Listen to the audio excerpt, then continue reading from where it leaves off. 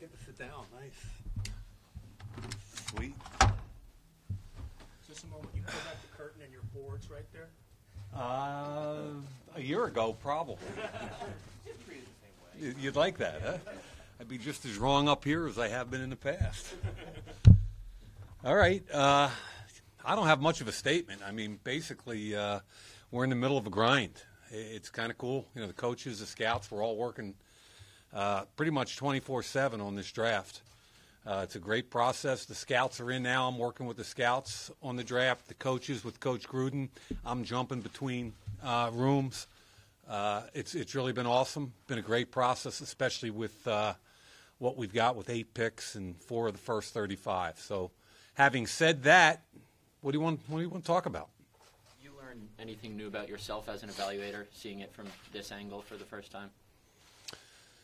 I think the important thing is I think you always have to go back to just trusting who you are as an evaluator. We've talked about this a little bit before, and you know, the great thing for me is I've got all these resources now with the scouts and the coaches to bounce a bunch of stuff off that I didn't have as much before. So now I can look at something and say, man, that kid just ran a lot faster at his pro day than I thought he was, or a lot slower at his pro day in the case of some guys this year. And we've had to go back and really grind it. And but I think that the answer to your question is probably what, at the end of the day, despite all the pressure and all the influence, you just kind of have to close the door and get your headspace back and say, what do I believe in, and who do I want to fight for in this draft?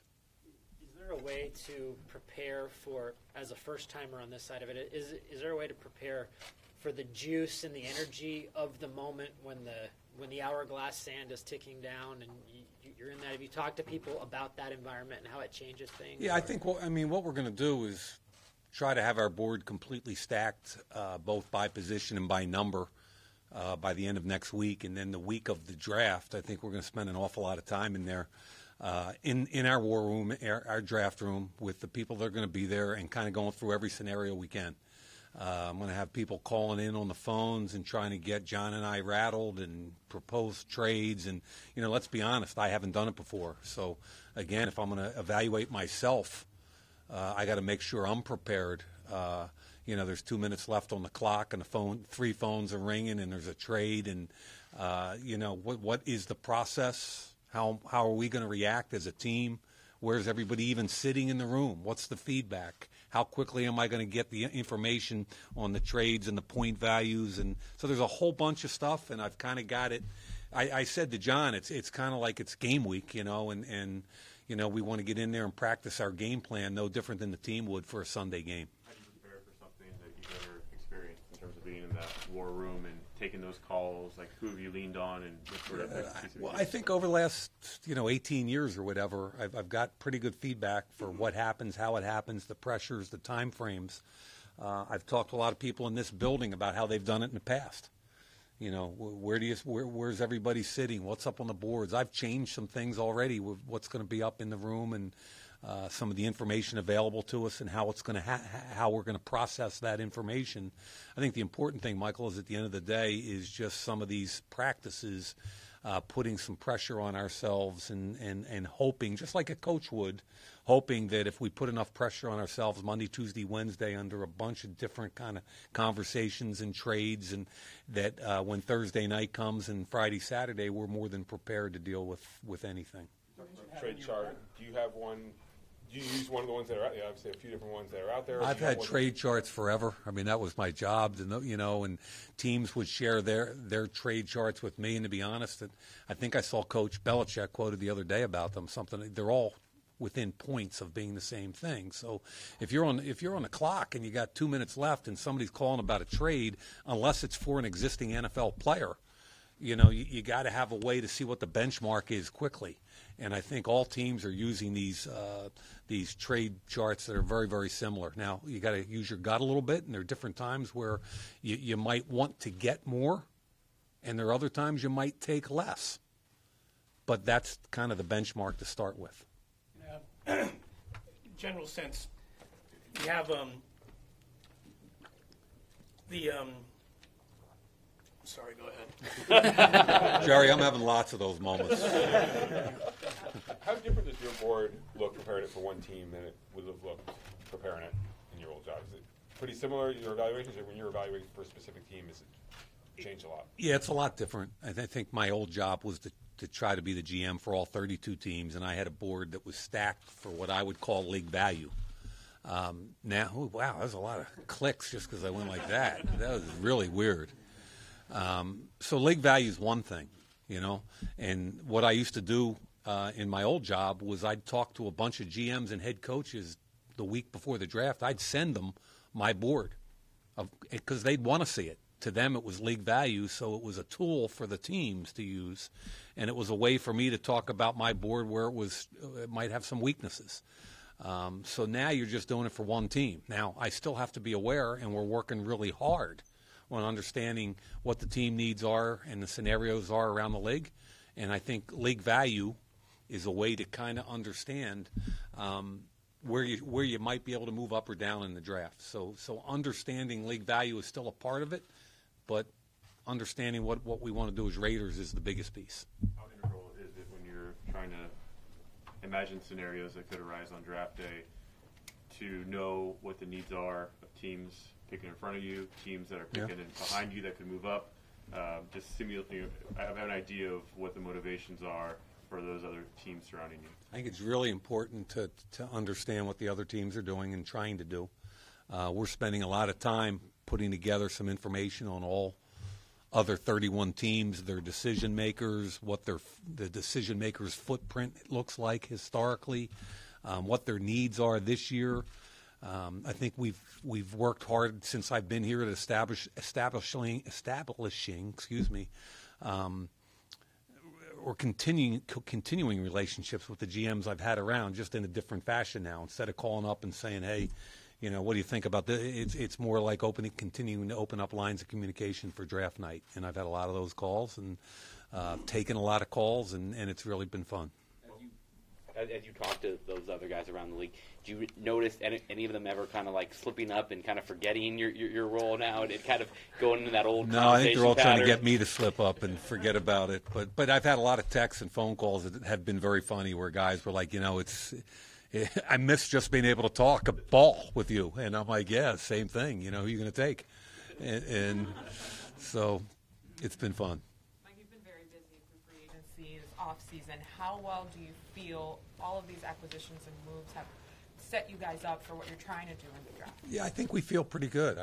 We made some major acquisitions early. And since then, I think we've been kind of connecting the dots the best we can with available free agents, not just positions of need, but anywhere, positions of need, depth, whatever. I think we've done a pretty good job of signing younger players for the most part to prove-it contracts where it will help both them and us if they play well. Mike, your predecessor here, Reggie McKenzie, his first draft with the Raiders, he didn't have first or second-round picks. That's a tough position for a team, obviously. But in a sense, maybe he got a pass for that first draft. You're kind of in the opposite position with 3 first-round picks. Do you sense how important this draft might be for your reputation? Do you embrace that, or how do you approach it? I don't really worry about it, in all honesty. The way I look at this thing from a how do people perceive me perspective is a lot of people doubted that anybody should come out of the media and go be a GM for any team. I know that. I get that. But at the end of the day, here's the deal. If we win, everything will be fine. And if we lose, I'll get fired. And I'm perfectly fine with that. Having 4 in the top 35 gives you a lot of freedom or ammunition or whatever term that you want to use for it.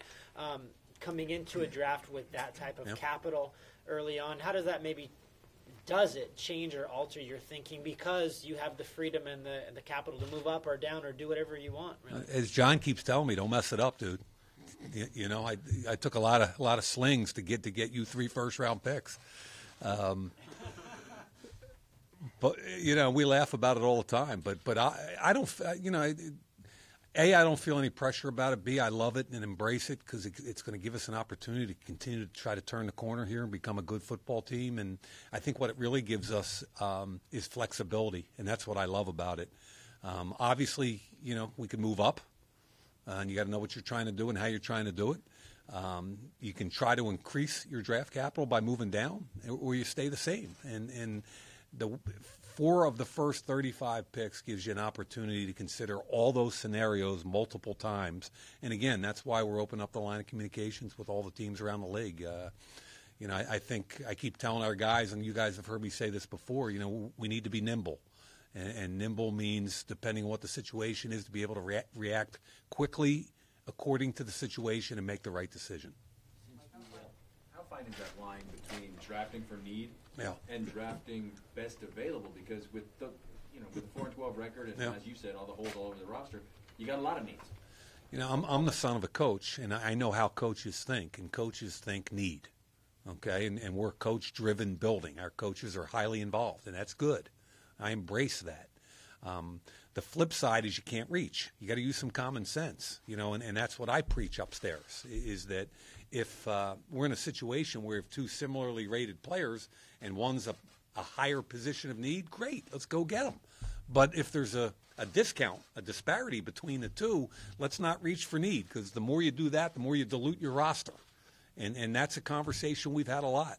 Do you find that players that reportedly are moving up and down is that media-driven or agent-driven BS, or does that kind of the truth? I mean, is your board pretty static, or do you have guys that have moved up and down a great deal? I think a lot of it is media-driven, and you're trying to stay true to what your grades were coming through the fall and into February when you stacked the board the first time. But I'm not going to lie to you, there are guys that ran faster, they ran slower. We're finding more about them, medical or character, and it's more tangible things that cause the guy to move up or down. We get the medical rechecks back. I think John and I, is it tonight? What's today? Wednesday or Thursday? Tonight we get the medical rechecks back, and that can cause guys to move up or down a little bit. The character stuff, we get more and more information on character with guys. Those are tangible things that can change a football grade that have nothing to do with football, right? So they're real. It's the other stuff where I think people get carried away when a guy runs really, really fast at the combine. Did you see so-and-so ran 4.38? You just have to be careful. You got to go back to the film. Sitting there at 4, to what extent do you sort of try to imagine different ways that the first 3 picks could go, and do you kind of have a plan Look, for the way that there's you a finite amount at 4, right? And that's what we have to be prepared for.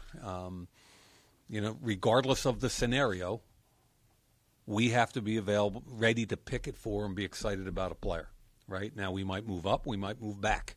Who knows? We won't know till draft night. But if we're, quote, stuck at 4, we got to be ready to go. And that's a hell of a lot easier than worrying about all the permutations at 24 and 27 and 35. Since we last talked to you, you signed Isaiah Crowell and Brandon Marshall. Mm-hmm. What do you like about those 2 guys? Well, I mean, at running back, we really are happy with Jalen Richard, third down change of pace. He and DeAndre Washington, we think, are as good a pair as any group in the league.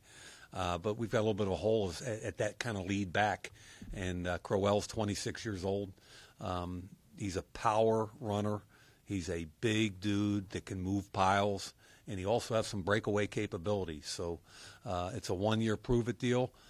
We're hoping he comes in ready to go, protect our quarterback. You play for John, you got to pass protect. So there's some different things that running backs have to be aware of here. Brandon Marshall, we think, brings a veteran, big, physical presence to our linebacking core. So between him and Vontez, we think we got bigger. We got a little bit more mature. We've got guys that started a lot of games in this league, and hopefully that'll help us bring along some of the younger linebackers. John's shown a willingness to take on players who have had locker room problems elsewhere. Maybe you too with the Antonio Brown signing deal. But are there guys in this draft who you red flag to the extent that you simply wouldn't take them, or is that a factor to be weighed in with everything else? I think there's a balance in every building. And in our building, I think John will roll the dice a little more, and I think I'm a little more conservative. And I think that's a good balance. We bounce that off ourselves all the time. We have some spirited meetings with the coaching staff where they're banging the table for a kid, and I might say he's got way too many red flags. I don't even want to consider him at that spot. And then we get into it. So I think that's healthy, and I think everybody that I've ever talked to that's sat in this chair has talked about the same thing, healthy discourse between the coaches, the scouts, and trying to come to those kinds of agreements on those kinds of players. The top 30 visits are a pretty valuable opportunity to get some quality face-to-face time with some of these prospects. Yep.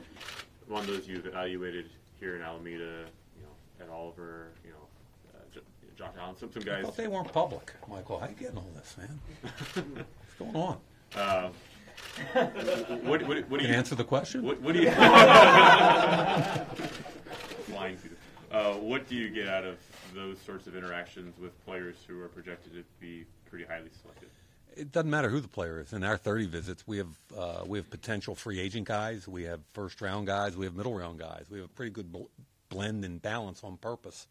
But what we get out of all of them is we get them in early in the morning. To the extent any of them hasn't been tested for anything that we're allowed to test, they didn't go to the combine, measurements, whatever, we get that done. But the biggest piece of it is a huge crunch of time with the coaching staff, 5, 6, 7 straight hours.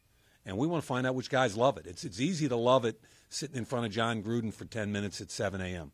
John's going to fire you up, and then John's going to hand you off to the offensive coordinator and then the position coach, and then you're going to watch film, and then we're going to come back, for 2 hours or 3 hours we're going to watch film. Then we're going to have a quick bite for lunch and then put you on the whiteboard and find out what you learned or didn't learn. So after 6 or 7 hours of nothing but football, tape, whiteboard, do you still love it as much as you did when John was telling you were going to be an all-pro at 7 a.m.? That's kind of the cool stuff is that you get to see. It's hard to fake it for 7 hours. For 15 minutes at the combine, that's a different conversation. But for 7 hours with these coaches grinding, putting all new terminology and names and things up on the board, asking you to regurgitate it back. Can you retain it after lunchtime? Which terminology are you using, your college or the Raiders? Which guys are in there at the end of 7 hours going, this is awesome, give me more. And there are other guys who are just like, man, when's my flight leave? So it's kind of cool. Make some educated guesses about what's going to happen in front of you. That's a lot harder with those two later first-round picks, obviously. Do you spend any time projecting who might be there, or do you figure, if your board's set, that's all you need to do and you take who's there? No, I think a big part of it is kind of sitting there and trying to understand, especially at, we have between 24, 27, and 35, we have 3 awesome opportunities. And I happen to think in most drafts, I happen to like 20 through 60. I always have. I think there are a lot of guys that love the game and are safer picks sometimes than top 10 picks. So I look at those picks in there, and you're constantly just kind of playing games with which 23 names are going to be off the board. Or we're going to get to 24, and what clump of guys are going to be there, and if that clump's there, which ones would you take? Which ones would you say I think might get to 35 or 27? And it's just, I think the more you do that and challenge yourself and challenge the people you work with to do that, the more familiar. I'm sorry, man. I'm not getting much sleep. The more familiar you will be on draft night. Wow. We got time for two more guys.